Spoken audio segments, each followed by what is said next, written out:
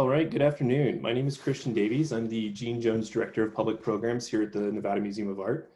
And I'd like to welcome you to an Art Bite and also a Deborah and Dennis Scholl Distinguished Speaker Series talk, Vanessa German on the cultural ecosystem of community. Today's guest, Vanessa German, has multiple artworks on view at the Nevada Museum of Art as part of the World Stage Contemporary Art from the collection of Jordan D. Schnitzer and his family foundation, curated by our very own Joanne Northrup, which is on view right now at the Nevada Museum of Art through early February. So be sure to go and check it out and you'll be able to see Vanessa's work in person. Today's Art Bite lecture series is supported by Nevada Humanities with additional sponsorship and free admission for students, supported by the Core Humanities program at the University of Nevada, Reno. And we thank them for their support. As I mentioned, today's talk is a Deborah and Dennis Scholl Distinguished Speaker Series talk, our first virtual one. To recognize the Scholls in perpetuity, the Nevada Museum of Art established the Deborah and Dennis Scholl Distinguished Speaker Series to present prominent visiting speakers on contemporary art and visual culture. This ongoing series is a fitting association as the Scholls continue to encourage museums to push the boundaries in the art world. Today, we are delighted to have Deborah and Dennis Scholl on the line with us. Deborah and Dennis, how are you guys doing today? Do you want to turn your video on? Here we are. Hi, how are you guys doing? How are you? You're calling in from Miami today, is that correct? Nope, we're in Aspen, Colorado, hiding out from Miami. Miami's not the greatest place to be in the world right now, so we're out here hanging out. We're pretty close to Reno, actually. Yeah, it's a lot closer than Miami. As we get started, I would just want to be able to bring you on and say thank you very much for supporting this speaker series. It's a real honor to get to present these speakers and now so virtually. Could you guys just take a moment and speak to the importance of supporting contemporary artists and distinguished artists who are, we're so grateful to be able to share with our audience here. Well, first of all, I just want to say that we love the Nevada Museum of Art. It's been a really a cornerstone for what we've done the last decade or so. And of course, we're helping to build the collection out there, but it's very important to have a free exchange of ideas. And this institution has done that over and over again in many, many ways. So to have this series named after us is a real honor. And equally importantly, to have Vanessa German open it as the first virtual one means a lot to us. We think that this is a moment in the art world where we've all got to keep talking. And so we're very excited to have this honor. The other thing we love is that the silver lining of Zooming a lot is that anybody can come and hear this kind of discussion. It's a very important moment, and I hope that you're getting viewers from all over the world. Thank you so much. Yeah, I'm already seeing in the chat that there's folks that are joining us from the Bay Area, from other parts of the country. The virtual setting really does allow us to expand the audience for artists such as Vanessa and for conversations such as this. So thank you guys very much. And at this time, I'd like to go ahead and bring on Joanne Northrup, who's the curator of the World Stage Contemporary Art from the collection of Jordan D. Schnitzer and his family foundation. And Joanne, are you here with us today? I am here. I am indeed. Thank you very much, Christian. Thank you also, Deborah and Dennis, for being here with us today. It's great to see your faces. I want to begin by thanking Jordan Schnitzer because not only did he give me free reign of his collection of 19,000 artworks, he's also supporting all the educational programming related to the World Stage. It's an act of extraordinary generosity, and Jordan, we so appreciate all that you do for this museum and for so many others around the country. It means so much. Born in 1976 in Wisconsin, Vanessa German is an acclaimed artist, sculptor, poet, performer, and activist who grew up in Los Angeles and lives in Homewood, Pittsburgh. Widely considered among the brightest rising stars of the art world, German is known for the power embodied in all of her creative endeavors. We're fortunate to have been lent 2 of her power figure sculptures included in the World Stage. The figures are often female and repurposed doll parts. They're embellished with seemingly random objects that at closer inspection reveal themselves to be rich with illusion and symbolism. Cast-off relics form the language of these copiously embellished sculptures. German used to make her artwork on her front porch, and as the local Homewood children passed by, curious about what she was doing, they would ask if they could help her. German instead gave them the tools to be creative and encouraged them to make their own art. She founded Love on the Front Porch, an art house, an art initiative that advocates for the children to have a safe space to explore their artistic abilities away from neighborhood violence.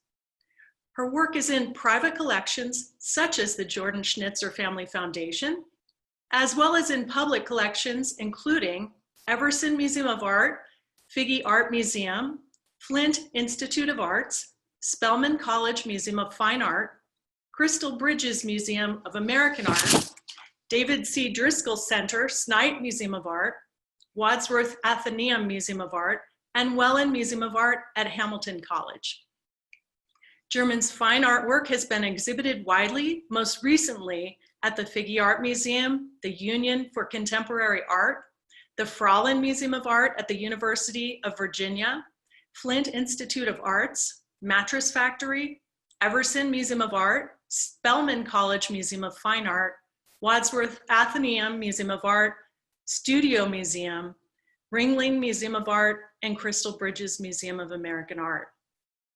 Her work has been featured on CBS Sunday Morning, NPR's All Things Considered, and in the Huffington Post, O Magazine, and Essence Magazine. She's the recipient of the 2015 Louis Comfort Tiffany Foundation Grant, the 2017 Jacob Lawrence Award from the American Academy of Arts and Letters, the 2018 United States Artist Grant, and most recently the 2018 Don Tyson Prize from Crystal Bridges Museum of American Art. And about this most recent prize, the Don Tyson Prize recognizes the achievement of organizations or individual artists who take risks and push boundaries. It was established by Alice Walton and the Tyson family in memory of Don Tyson, the late former chairman and CEO of Tyson Foods. Alice Walton of Walmart fame and who founded Crystal Bridges said, quote, "She's one of my idols," referring to Ms. German.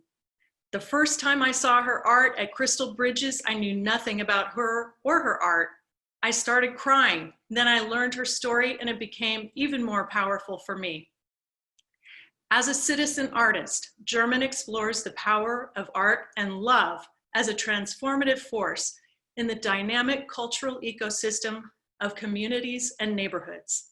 Please join me in welcoming our Deborah and Dennis Scholl distinguished speaker, Vanessa German. Thank you. Hi, thank you. Thank you all for having me here and for everybody who put work into bringing this exhibition to the Nevada Museum of Art and to the Scholls for creating this stage for people to share their ideas and their voices and their worlds with the world. They said that that's really important to have a place to hear different views and ideas. And not only is it important, it's one of the best ways to be human together, to share our ideas and to have conversation. And it's really exciting and electric to do that in spaces where there is art, because art is so inspiring. So we don't take it for granted that museums are special and that the opportunities to share ideas and to be with each other is also really special. So I'm going to begin, I'm going to show you some images and talk about the images so that you can understand some of the really primary and the root system of the ingredients of my practice. And what I will say is, as Christian said, you can ask questions at any time. Somebody will be moderating the questions, and sometimes I'll see them pop up on the screen. I think curiosity is really powerful. So if you have a question, ask it when you have it, because it might take us to a place that I could never have engineered that we would go in our time together. So ask your questions. You can share comments, and just for people who might need to know, I will at some times be talking about mental illness, and I'll be talking about violence. I'll be talking specifically about gun violence and racial violence. I'll use language about white supremacy and racism, and sometimes talking specifically about that. So if anybody has sensitivities around especially the street violence and mental illness stuff, you know that now, that will be coming up in conversation. So I'm coming to you from my house and where my studio is in Pittsburgh, Pennsylvania, in a neighborhood called Homewood. This is traditionally Haudenosaunee land, Seneca Nation land. And I am, for those people who are just listening, I'm a Black woman. I have braids in my hair. I have an earring on that's a safety pin. I have brown skin, and I'm wearing a red bandana because it has been my face covering for today. I have a beautiful smile and a gap between my teeth, and sometimes I speak very quickly. So you can turn closed captioning on your Zoom if you need to actually follow along with text. So I'm going to go into sharing some images right now. Christian, you actually have to make me a host again to share images. Thank you, Katie Quinn. I'm sure you have a beautiful smile too. Thank you. Thank you, Christian.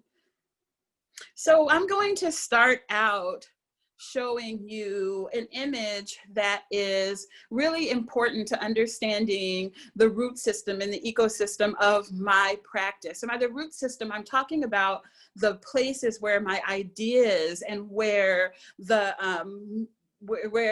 sort of movement and even material gathering practices in my process and my practice come from. This is a sculpture called Power Figure to Keep Me Alive. It is currently in the Progressive Art Collection. The Progressive Insurance has a really large, impressive contemporary art collection that basically operates as one of the most secret, fun contemporary art museums, I think, in the country. And this artwork, it's really special to me that it's in that collection, because people who work at the call center, people who work in food service at the big Progressive building, they get to walk by this artwork. And inside of this artwork is the language of communication that became the central engine of my practice, which were ideas that come alive. And those ideas are around love and power. So when this piece came at a really urgent time in my life where I was considering ending my life, because I could not figure out how to be okay in my life, in my body, in this world at the time that I made this piece, which is about maybe 15 years ago. And I realize now that one of the things that was happening to me is that I was really exhausted trying to ride the tracks of a world that told me that I really needed to be successful in a certain way and operate daily and operate financially and operate politically and culturally and spiritually in these really rigid ways that were oppressive to my humanity. And I tried that for a long time. And I don't think that this is a surprising story. And I don't think it's actually a unique story. I think it's a story that happens all of the time, that people really have to do work inside of themselves and inside of their ideas about what it means to actually be alive, to figure out how to be okay in a world that is really fast and really busy and really complicated. So I was in that place, and I put this sort of 6-month scientific experiment on myself where I said, every day for 6 months, I'm just going to do what feels right. I'm going to wake up in the morning when it feels natural for me to wake up in the morning. I'm going to really respond to things that give me a feeling of rightness. And that, I think, sometimes can sound sort of trite or tropey or lazy, that I'm just going to do whatever I want to do. I'm going to do what feels right. But what happened to me is I would wake up when the sun rose, or earlier than the sun rose. I would wake up in pre-dawn, and I would spend quiet time, and I would write, and I would walk my dogs with a couple of paper bags, and I just let myself pick stuff up off of the ground. And at the time, I was not really identifying myself as an artist, because I remember visiting one of my friend's classes, who was a professor at a university, and I listened to the way the students talked about art and talked about each other's art, and I thought, oh, I'm not an artist because I don't think like this, and I don't talk like this, and I don't interact or respond to other artists or their work like this, so I'm not an artist. And I didn't call myself an artist at this time. And I would go through walking around in my neighborhood, and you can see these bottle caps and old keys and nails and hair and bottles and seeds. And I just let myself pick up and be attracted to and pick up anything that spoke to me. And just a moment to speak to that way that I was actually allowing materials to speak to me. That's language that you'll find in the practice of other artists who work with assemblage and sculpture. I think about Betty Saar talking about materials speaking to her, and even Allison and Renee Stout, and how there's a lot of information in these existing objects and ingredients. And so every day I would just go down to my little studio, and I would stack wood, and I would move objects around, and I would listen to speeches from Dr. King. And I realized that, because I had this question in my head, I was like, why does Dr. King sound so much more different than other people who are using the same language that he's using? Why does he sound more alive and warm and electric? And over the course of 6 months, when I'm working on all these materials and I'm stacking wood just to see what feels right, I realized that inside of the sound of Dr. King's voice, there was actually the sound of love. And that love could be a really sort of active tool in my life if I chose it to be that way. It didn't have to be something that I just talked about casually and stayed in this place of sort of like romance and mysticism, just talking about art in that way, talking about love in that way. And so for 6 months, I did whatever I wanted to do. I would do really meticulous, highly detailed work, like seed beading faces, one bead at a time. But in placement of materials and moving with textures and color, I really trusted my instincts, and I taught myself in that 6-month period of time to find my own frequency of rightness and true resonance as an artist in these materials that I found in my neighborhood, because I was also basically living in extreme poverty. I didn't have running water. I was just doing the best I could to stay alive on a daily basis, but I felt better than I had in years. I felt better than I had in years of my life. And at the end of that 6 months, I realized that, one, I had kept myself alive in a real way. I kept my heart alive, and my soul, and my political vibrancy, and my health was better. And I could see clearly through conflict even.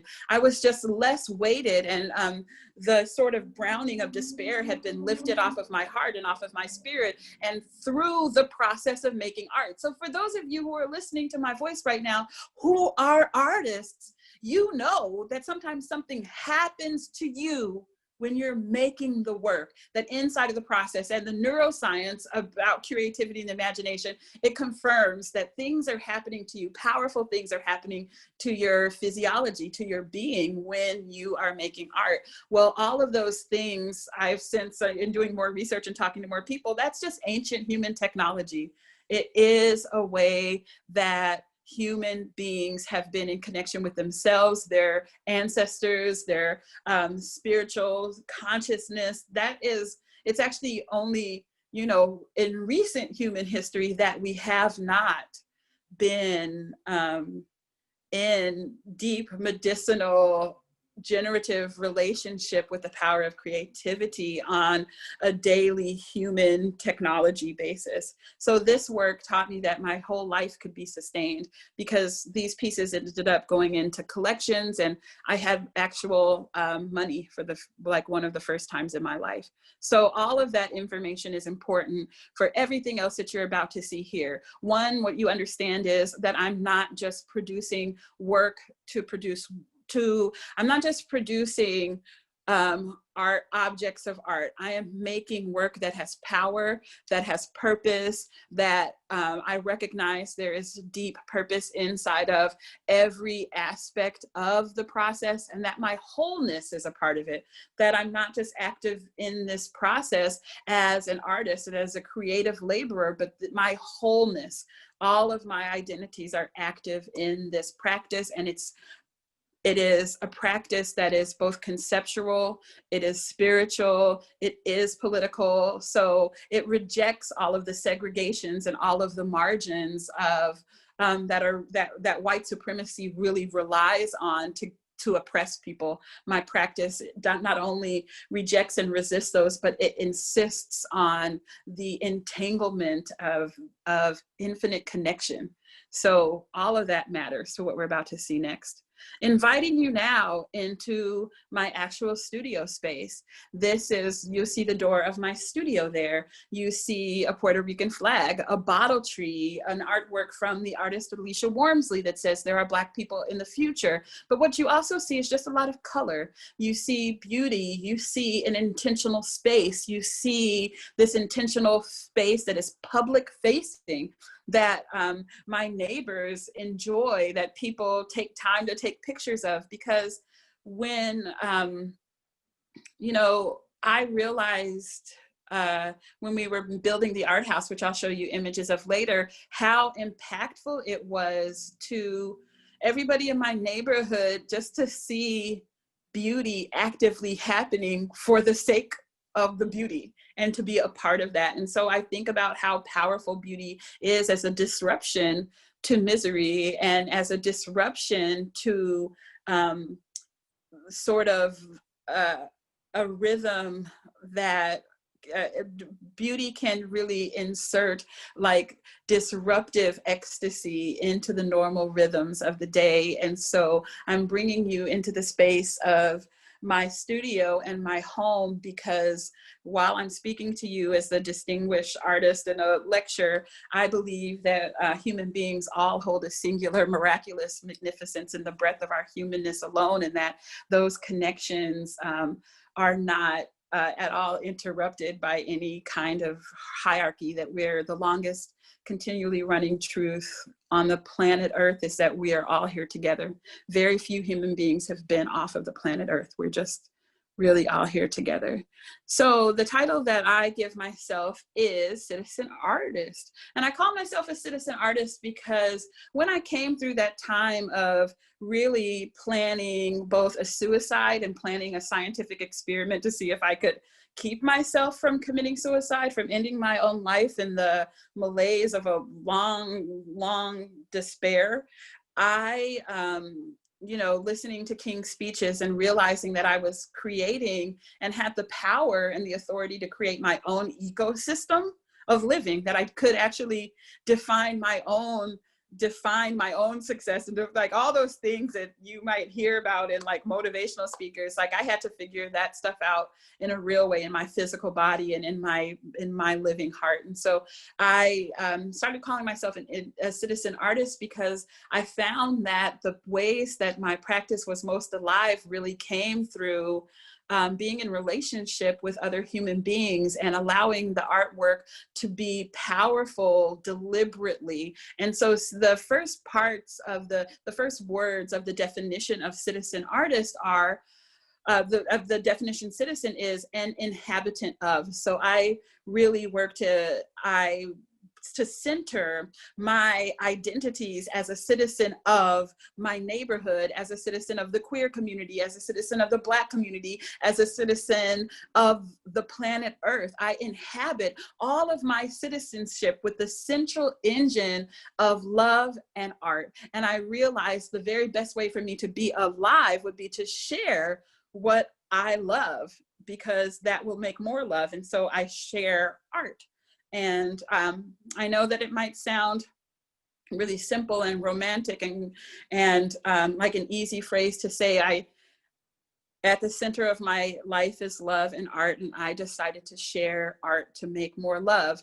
But it isn't always, as you'll see as we go into the work, it isn't always pretty. So I'm a citizen artist. And some of the ways that that looks is me just actually taking artwork outside of my studio. This is on the porch of one of my neighbors who's cornrowing my hair. This neighbor passed away probably 6 or 7 years ago. And so it's really great to sometimes see these pictures and see how kind and wonderful and generous she was. And it's hard to look at this picture also and realize how many people we've lost.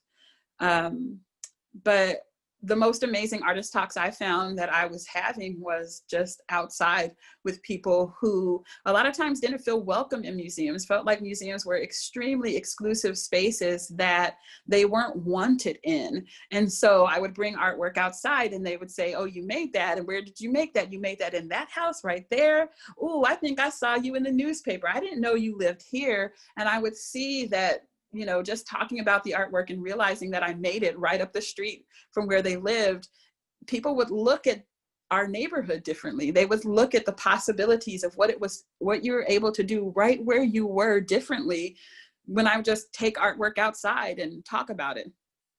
I shoot a series of portraits in my neighborhood. So really connecting with that inhabitant of, centralizing love and centralizing creative practice.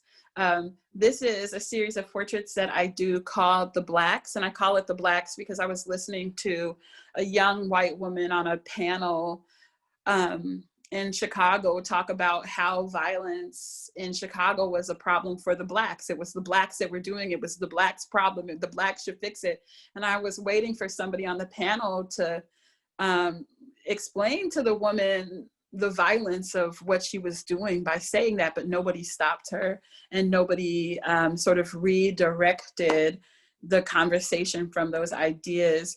And so I call the portrait series The Blacks because they're these portraits that oftentimes look like Black superheroes in the hood, a different kind of making a Black superhero in the hood. And so I started this portrait series the year that Mike Brown was killed in Ferguson and the Black Lives Matter protests kicked off. And it was the first time I really seen en masse a lot of my friends on social media expressing a kind of despair that was trying to keep them actually from being active in their lives. They just didn't want to leave the house. They didn't want to go to work. You know, people were losing their jobs because there were, you know, over the course of that summer, so many deaths of Black children, Black men, Black women, Black girls at the hands of the police that nobody had to stand an account of that. There was always the politics of the deservedness, like he deserved to be killed because he did this. He deserved what he got because he scared the police and they have the right to do this. And so there was so much content available online for you to just replay over and over again, all these scenes of Black death. And it was causing a kind of ordinary despair that took up residence in people's bodies in their houses. And they would just have these one sentence posts on Facebook or Instagram that said, it's just too hard. I can't do it today. And I started to call people and I would say, hey, do you want to come over to my house and take some portraits? do you want, how do you want to feel in these portraits? And I would make them clothes, and I would do their hair, and I would do their makeup. And what we had was these really intimate moments of creative connection, a lot of times sitting face to face, what we haven't done in a long time. And I would do their makeup and do their hair, and I would burn incense and play really beautiful music, and it would be soothing. And we would have these intimate moments co-creating vision for this series of portraits, that also me knowing what I know and experience what I experience in creating is that the act of making things biologically and physiologically, it changes you. It shifts the way you're able to breathe. It shifts the way you're able to inhabit your body. So I would have these moments with sometimes my friends, sometimes my neighbors, and then I would parade the people through my neighborhood. These are kids outside of the art house. And I would walk the people through my neighborhood. This is one of my former assistants. And we would walk through the neighborhood, and it would become like this procession. Kids in the neighborhood would join us, and they would sometimes take out the some of the costumes and accessories that I had for the photo shoots, and they would put them on, and I would teach them how to use the camera. And it became both a performance, it became a spectacle of beauty, it became a ritualized procession of healing in places that have been really deemed, like they call my neighborhood a war zone, you know, in like real estate terms. They used to say, you don't want to live there, that's a war zone, you'll never get your money back for that property. Well, now the place where I live is being actively gentrified, and people call me and write me personally, really invasively, several times a week, trying to buy my properties from me. But this opportunity for the neighborhood to come alive in this brightness in a way that was really active, where they could participate in it, was actually really surprising and beautiful to me. I didn't know that it would happen, but it was really wonderful. And so it's a series that means a lot to me. I'm going to scroll through some of these pretty quickly. And just to bring back around the central engine of my practice, which is love and art. And I define love the way that Bayard Rustin and his grandmother and Ella Baker, Gandhi fed into Dr. King's definition of love, which is creative understanding, redemptive, transformative goodwill. And so this is an image of a little girl outside of one of the first art houses in my neighborhood. I am going to just scroll through some images, and then I'm going to switch to a different photo album to talk about some really recent work. So you understand that I am concerned. So defining love is creative, understanding, redemptive, transformative, goodwill, and recognizing that as a person, a human being with a Black body, a Black female body in America, that when this country was being organized in the imaginations of the founding fathers, they never really imagined, or, and it wasn't in the plan for Black women ever, can you imagine this, ever to have freedom or resources, right? We were the resource.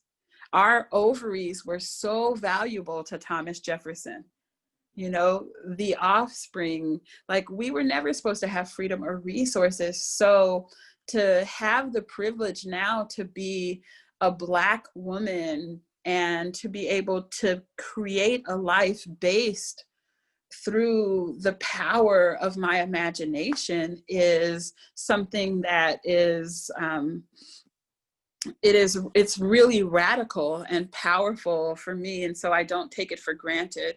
This is a series of portraits of Black Madonnas. as pinup girls that I painted on an 1890s copy of Anna Sewell's Black Beauty, which is a book about a horse. And a lot of times I will create work that is subversive, politically subversive, thinking about the Black woman's body and how the Black woman's body was treated for hundreds of years in this body, but in this country as a workhorse, like we were wet nurses to presidents.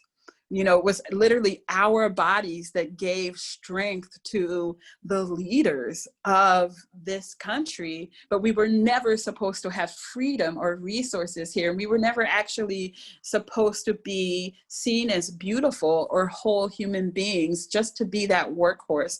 And so then bringing in all of these dimensions of what it is to be woman and to be Black and to be bodied and sexual and vibrant and able and capable of defining and generating your own standards of beauty as you are, right where you are, outside of any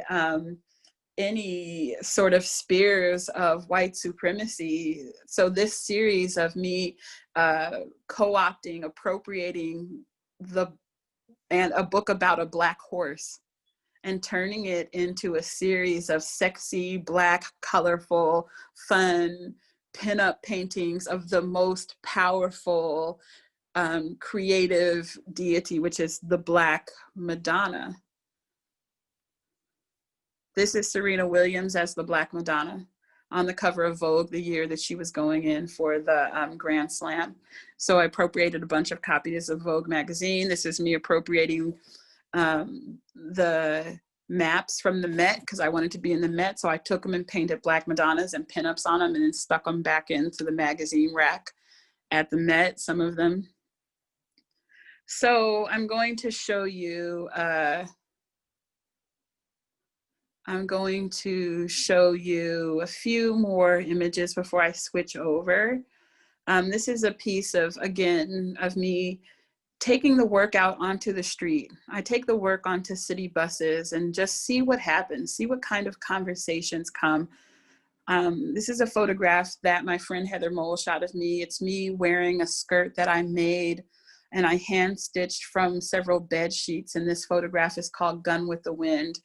And the sculpture is called Pistol Unwhipped. And I made it, just was surrounded by a lot of gun violence for a period of time. And I realized and saw firsthand how just when people have guns in their hands, they get this fever on them. And it's like the pistol whips their mind into a different kind of fury. That's something that I've witnessed for myself. And so I went from making singular discrete objects like this small sculpture that's in front of me in this image to making entire communities of sculptures. This is one sculpture from a series called I Come to Do a Violence to the Lie, which was part of the Matrix exhibition at the Wadsworth Athenaeum. And it is 31 Black female-oriented power figures that come to do a violence to the lies of separation and white supremacy and oppression of human body and human spirit, which means this is an army and they are armed. They are the weapons of violence in and of themselves. The sight of the army is an attack to the lie just by people being in the room with the sculptures. And again, my space is so small, I can't actually walk fully around any sculpture in my studio. So we bring them out into the alleyway. And this is 9 of the figures in the alleyway, but there's 31 figures in the whole work.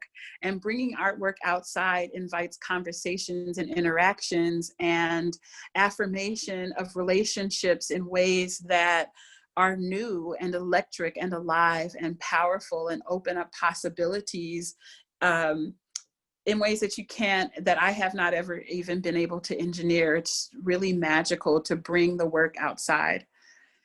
So I'm going to scroll through some of these very quickly and share with you. I'm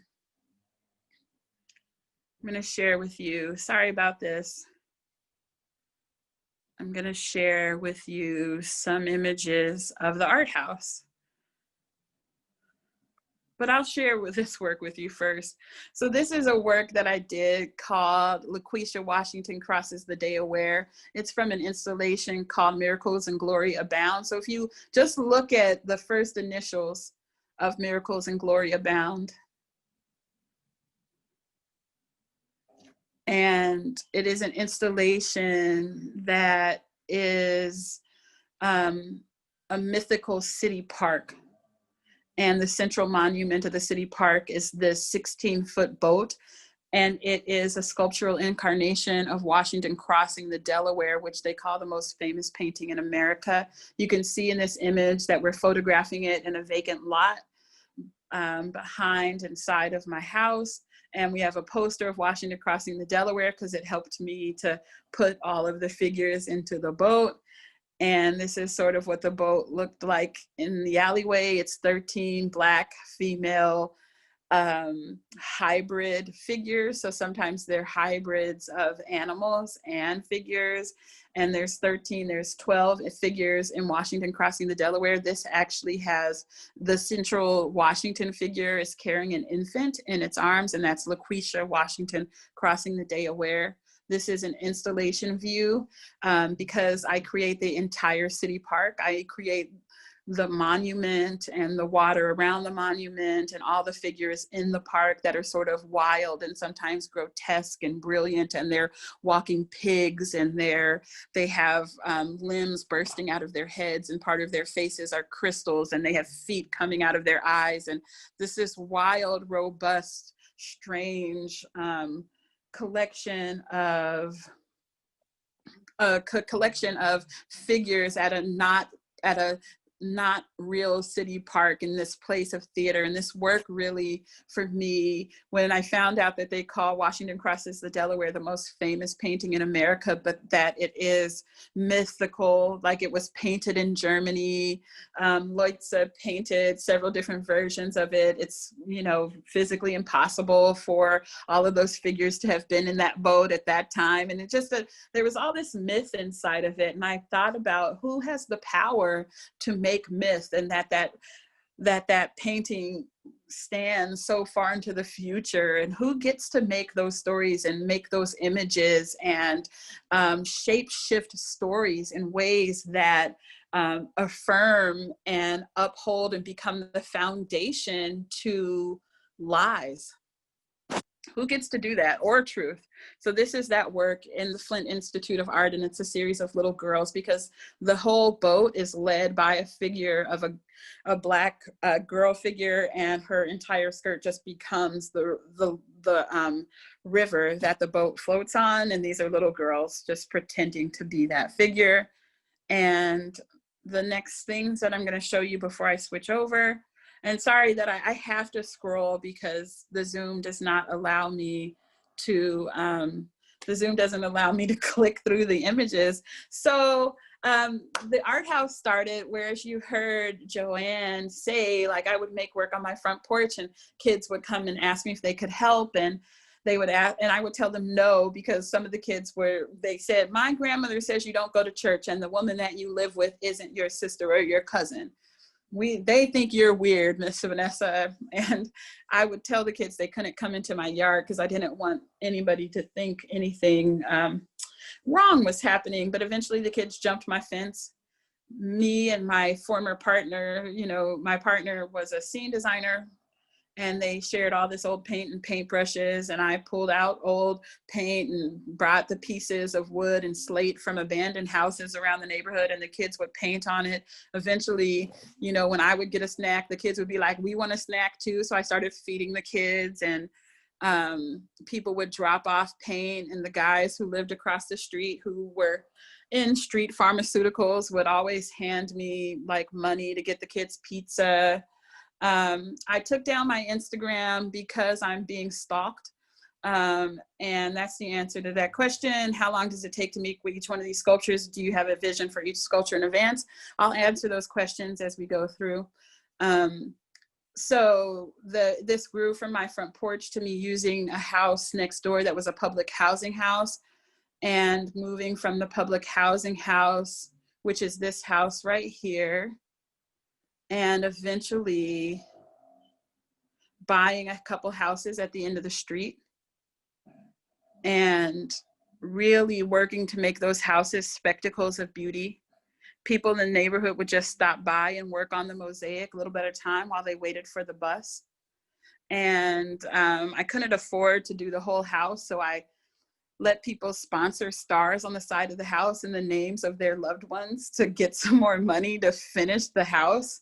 So the house is this really vibrant spectacle of beauty. Whenever the house is open, anybody can come in. There's lots of art supplies. So in the beginning, when I said I realized that I could live the rest of my life just doing what I love and sharing what I love, I realized that the experiences that I had making art and finding love and finding clarity to hear my own voice, that was happening to almost anybody who came to the art house. They would have these moments where they would say, oh, this is, I forgot what this is like. That's what adults would say, because anybody can come into the art house when it's open, not just kids. Anybody can come in, and it's a place where you don't have to make art. There's a little reading room. You can sit and rest and have quiet, because sometimes that's what the kids would want to do. They would just go, and I would find kids just sitting in a corner of the reading room, not even reading, just being quiet.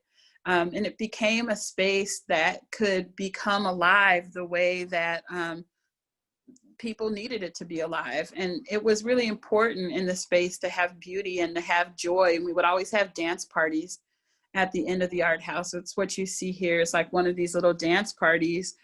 And it was really important because we would be around, unfortunately, so much violence. That's the first art house.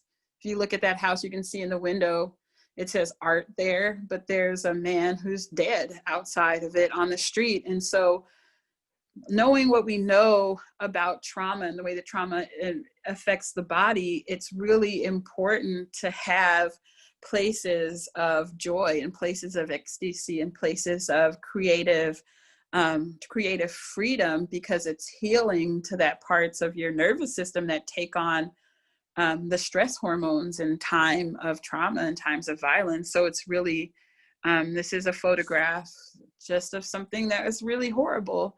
And it happened outside the art house, and that was very difficult, but everybody who lived around experienced that. So it'd be really important at the art house then the next day to have a lot of, to be honest and play music and have fun and have joy.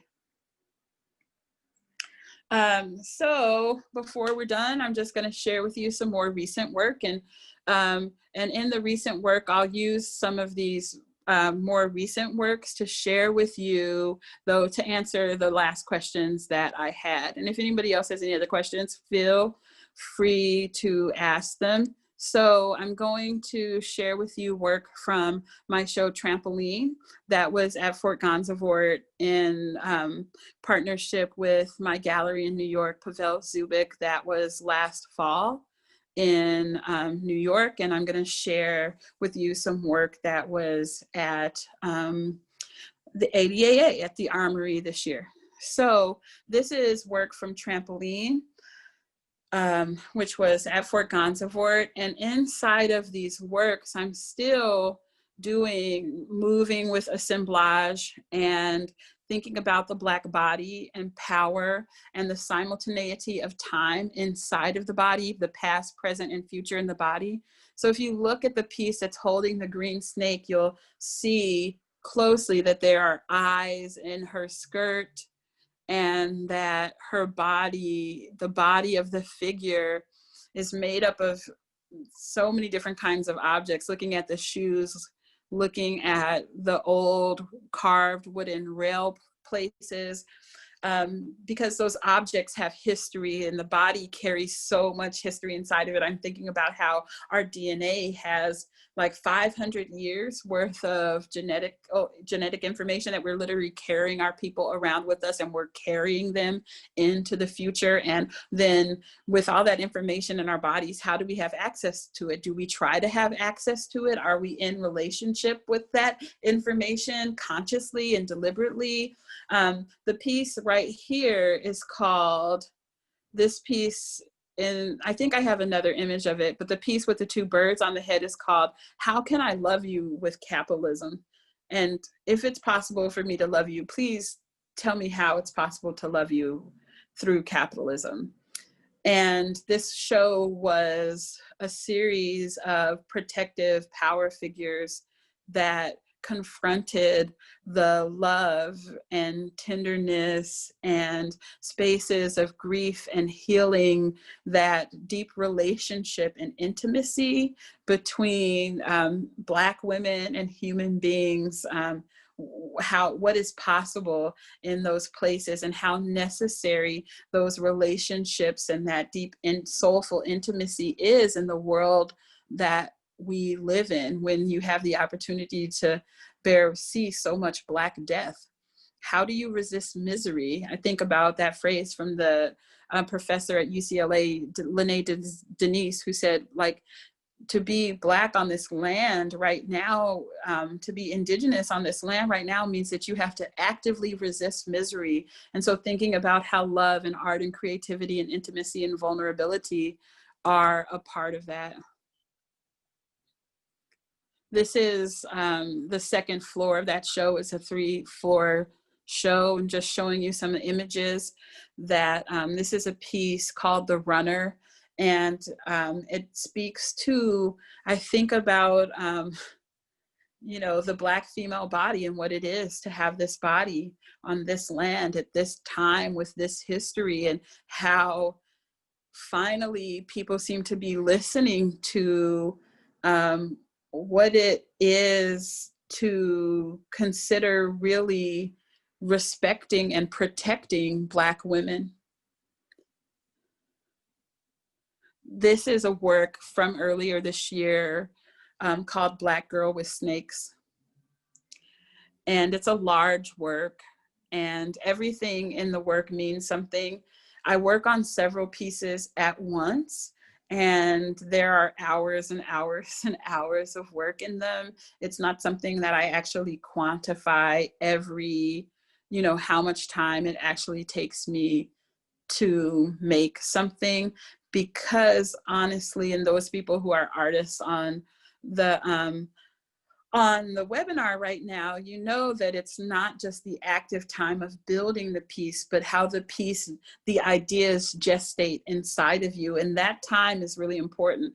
If I go into the materials before the idea has enough leg and has enough body, then sometimes I can struggle in the process until I have really built out some of the invisible dimensions of the work, which are dimensions that consider deeply the purpose of the work. What will the work do? Because the work for me is active and medicinal by sight and by touch. If somebody does not have sight, a lot of times at museums, I give like this extra kit that people can touch, or they can hear the sound of my voice, and that purpose and that medicine and that power is active in many different ways. So I have to build these invisible ingredients. There's like an entire invisible ecosystem to building the sculptures before I go into the material, and I can't neglect to account for that. So it's really difficult to say how much time a single work takes.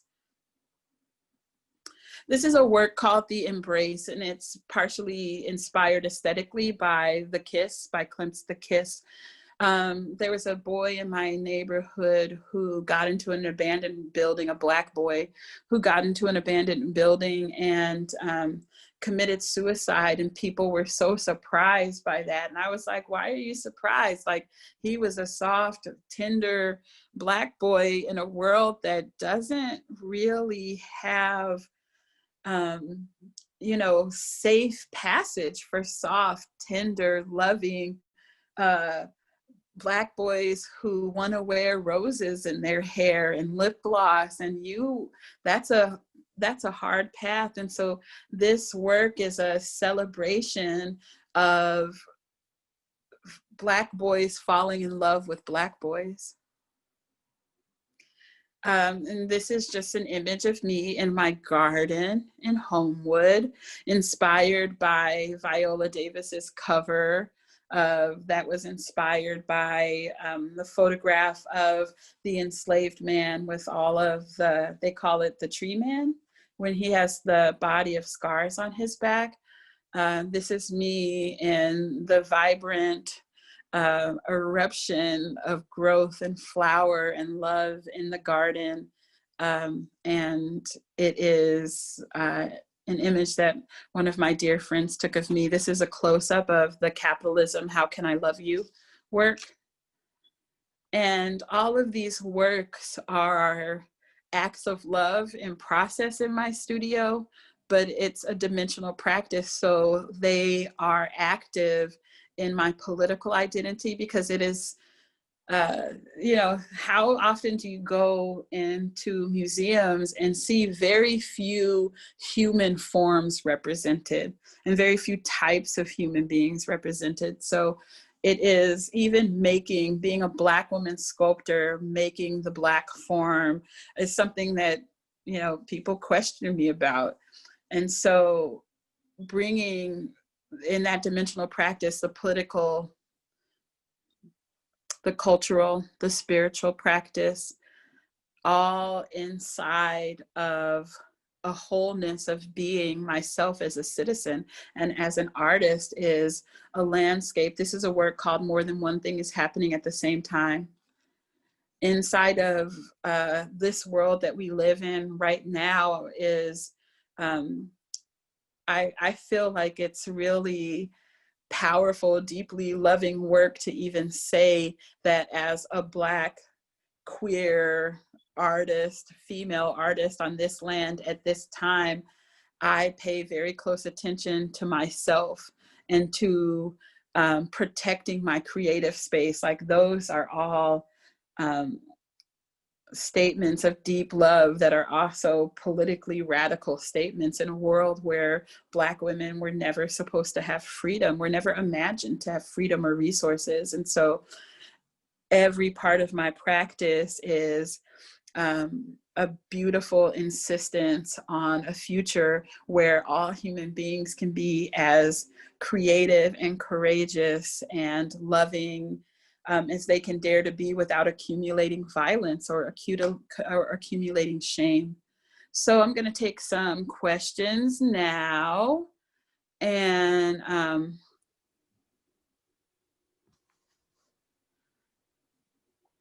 I see Karen asking, when did I first begin my art journey? And I'm gonna look at Inspire the use of neon lights. All right, so my mom was an artist. My mother was an artist, and she kept us alive, and she made us makers from the time I had new language, and before language we were makers. We had to make our own clothes. We chose patterns from her studio. We chose the fabric. She taught us how to read patterns and like pick out notions, and we made the substance of our lives. And it wasn't novel, and it wasn't just like this romantic sort of activity to do with kids, but my mother really showed us that to be alive is to have the capacity to bring ideas and visions out of your mind and make them real, but also that you have the capacity in your hands to make things for your own life. So we didn't externalize a lot of our needs when we were kids. We were, you know, we didn't go to the mall and buy new clothes. We would buy a lot of secondhand stuff and make our clothes. So I really grew up with making being an important way that I knew myself, and I knew the voice in my own head and in my own heart. And I really had a long journey into actually calling myself an artist, because it was always so much of my life that you made things. This is how you are alive in the world, that I really had a long journey to coming to a place where I defined and introduced myself as an artist. And but art making has always been a part of my life. And there came a time when I realized that I could be really deliberate in my process and ask things and put the really specific ingredients into my making process to bring about more than just an object, but to bring about transformation in my life and in my community. And that's when I really started calling myself an artist, when I realized that I could move power through through my practice. And the other question was, when or why did I start using neon lights? So thinking about branding and capitalism and attention-getting marketing and that sort of grab your eye attention, that attention grabbing, eye-catching flash of neon is something that I wanted to include in the work, but in ways that spoke to a spiritual or mystical presence. So a lot of times you'll see neon X's in my work, which is the cross of protection being crossed. You know, the space, this body is protected, but it is also in combination, the X's are the presence of love as the protection, that it is not just the barrier of the sort of, what I think in different kinds of traditions, how a thing is X'd, but it is that is an active act of creative love. And so I'm using the neon lights, you know, inside of that idea of like marketing and street marketing and grab your eye and grab your attention, but it's pulling your attention into places of protection and into places of love. Are there any other questions before we go? Vanessa, that's a perfect lead into my question.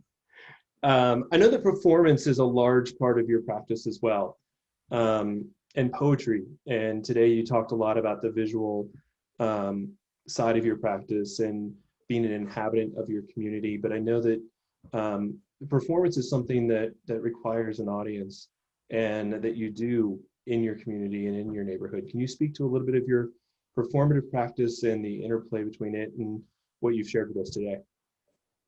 So I'll speak specifically about some performance that I'm doing right now. I'm going into the third part of a 3-part series that I'm doing with the Ford Foundation called Listening as an Act of Love, where I'm doing Zoom performances where people register to either watch this performance from all around the world or to actually sit with me. Like on my screen right now, I just see you, Christian. And in that performance with the Ford Foundation, people register and they come on screen with me and they talk about where they are and how they're feeling. And if they want me to make a poem for them that is about future making, that is about love, or that is about grief. And on the spot, I take these ingredients and I gather the ingredients through our conversation, and I will make a song, poem, story for them just right in that moment. So activating this inspiration in the electric immediacy of meeting in this digital platform at this time, which is, you know, I think about hip hop, it's just freestyling, but it's freestyling from a place of deep heart and love and connection when the world is really different than it was at this time last year. And so those performances are really produced. It's, you know, the timing of them is really important. But in my practice, what I've probably said effusively in talking about love and connection and the power of creativity and spaces of freedom and spaces of expression being integral to the health of communities and human beings in communities, because we know how good it is for the human body to actively make things and to be an active expression in their daily life. It's really good for your body and for your being. So I am inside of these performances that I'm doing right now. They're intimate, that there's one person with me on screen, but that there's sometimes hundreds of people watching. And all I'm doing is activating with great permission inside of my heart and inside of my soul, the channel of connection that exists between myself and another human being who is oftentimes expressing things that I felt and I've experienced before, and I can be an affirmation of where they are as a human being, and then we actually create together. And that's a kind of performance that I love to do. I love to do interactive performances. Sometimes I can do entire evening length performances that are me and the audience, and me just bringing people up out of the audience and making poems with them and dancing with them and having them sing to me, and bringing up dancers to dance to somebody else in the audience singing. And there are these wonderful environments because we all sort of agree. So, you know, the audience sometimes gets scared. Is she going to call on me? Am I going to go up on stage? But that we agree to be courageous together. And we agree to be in support of whoever comes up on stage. And I think those ideas can really be transformative when you just agree that the relationships, that the human beings you're in immediate relationship with, that you'll be brave and vulnerable and creative. So I'm experiencing performance in a lot of interesting and different ways right now, because I'm also writing. I'm also a part of a theater season, a theater company's season. So I'm actually having to write a show right now also. That's, I really loved the first part of that definition of citizen, and I've seen you referenced in reference to yourself as a citizen artist so much. And that idea of being an inhabitant of means being in support of your habitat and being a part of that. It's an expression of love for where you are, and your work really conveys that and brings us through history into the future and into your community, and it's really powerful. My next question is not as serious, but maybe it is. Something I've noticed a lot in looking at your work and just seeing what you showed us today is the color blue. The side of the art house was blue, and a lot of the photos of your some recent performances, you're wearing blue and thinking about miracles and glories abound. The figure that is wearing this beautiful blue dress that represents the water there. What does blue mean to you? It's a calming color. It's a powerful color. Is that? So I'm gonna share a couple of images to talk about this, but blue, one of the sort of most, how will I say this? Like the most sort of primal ways that I experience blue is as a gift. That blue is a gift that is given to us by the planet and by our ancestors to experience the color blue. How else do you explain the origins of color? To me, they're gifts. And this is a photo from an installation that has traveled. It's called Sometimes We Cannot Be With Our Bodies. This is in Omaha at the Union for Contemporary Art. And all these blue garments are handmade by me, mostly in hotel rooms. As I travel around the country, I make these garments. And when this show comes into a community, I ask the community members if, you know, are there people who want to participate in a blue walk. And in this community, it was actually the 100th year memorial of the lynching of Willie Brown, which caused what they call the largest race riot in American history. And so in this color blue, we are acknowledging the power of water, and that most of our bodies are made up of water, and most of the earth is made up of water, and water is always brings itself back. It's always renewing. I spent a lot of time at Standing Rock 7 years ago and learned about some native, the power that many native people and tribes have for water, one being that water is the first medicine. And so wearing this color blue in ritual and it being in my work is honoring water. It's honoring the power of tears. It is honoring the power of the creative power and prowess of Black women. I think about blues singers. I think about Ma Rainey and Bessie Smith. Ma Rainey calling herself the mother of the blues and saying that, you know, when you're singing the blues, you're not just singing a song, you're bringing something through you. You are bringing the healing through you. You are wailing out in grief. You are wailing out in talk story, these things that have rearranged your rib bones in pain and in trauma. And you actually, in the act of singing the blues, you are making more space inside of your body for breath and for joy and for new experiences. So this color blue for me is deeply medicinal and powerful and active as a force of disruption and as a vehicle. And as the sight of it is an actual vehicle of healing for me in my work. I use a lot of the same colors in my work. I use a lot of red, white, blue, black, and gold. And red, white, and blue is really something that has stuck with me from the time I was in social studies classes when I was like in the 2nd or 3rd grade, and they told me what red, white, and blue meant on the American flag. And I didn't understand when they told me what red, white, and blue meant, like whose blood is it? Whose glory is it? Whose peace is it? And that was something that sort of got me in trouble when I was like, wait, what do you mean that this is for the blood? I was like, whose blood? And they were like, your child is asking the wrong questions in class. And my mother was like, she's not.